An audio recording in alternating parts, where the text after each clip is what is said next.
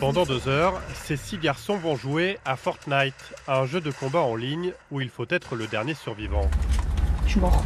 À leur côté ce jour-là, Antoine Pasquier, un coach de joueurs professionnels, lui connaît ce jeu vidéo par cœur, il est là pour les faire progresser.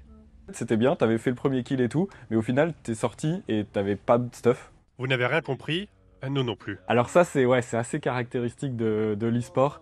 En fonction des jeux, etc., il y a vraiment un jargon. Il y a un jargon qui est spécifique, parfois même à chaque jeu.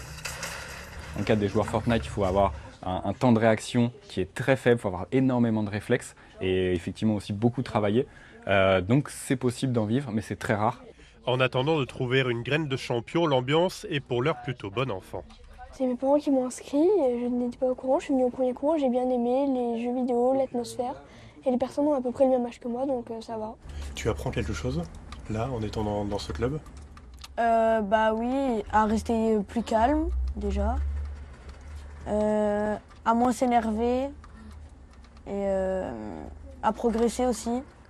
Si la compétition est l'un des objectifs de ce club, la structure se veut aussi être un lieu pour encadrer la pratique et éviter les dérives comme l'addiction ou l'isolement.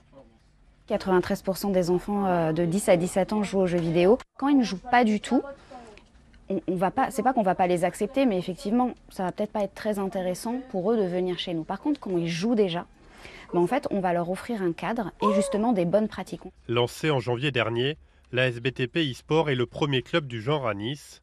Il compte déjà une vingtaine d'adhérents dès 8 ans.